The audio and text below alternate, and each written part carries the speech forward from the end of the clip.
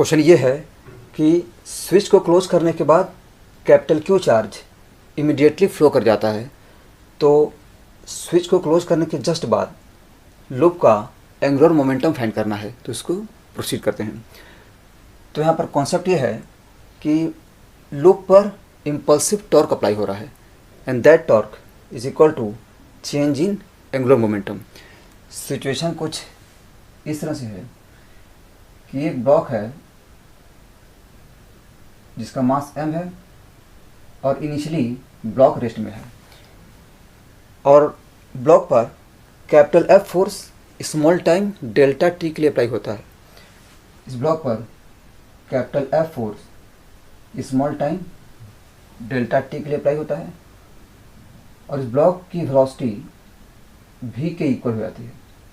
ठीक है, now we have impulse equal to change in linear momentum. ठीक है, we have impulse that is F delta T equal to final momentum minus initial momentum that is M V minus zero. ठीक है, this is F delta T equal to M we.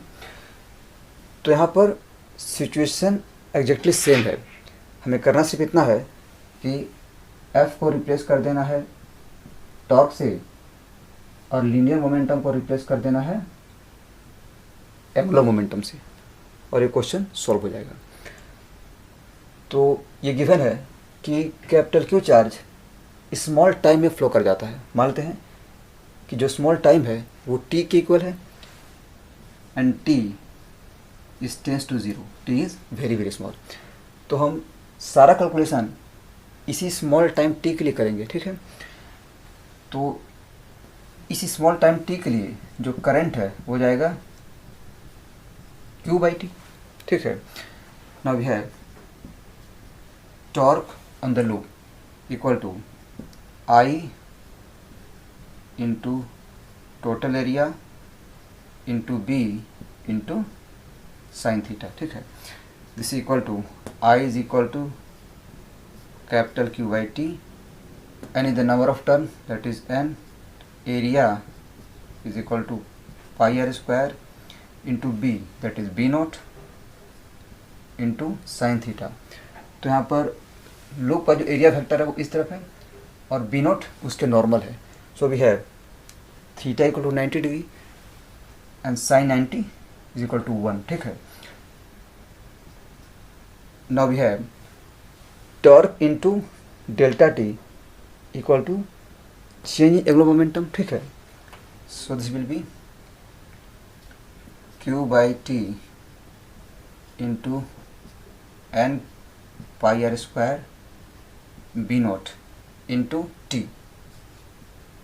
This is torque, this is time, this must be equal to final angular momentum minus initial angular momentum which is 0। ठीक है, so clearly we have L equal to TT cancel, so we have L equal to Q n pi r square b naught। ये answer हो गया।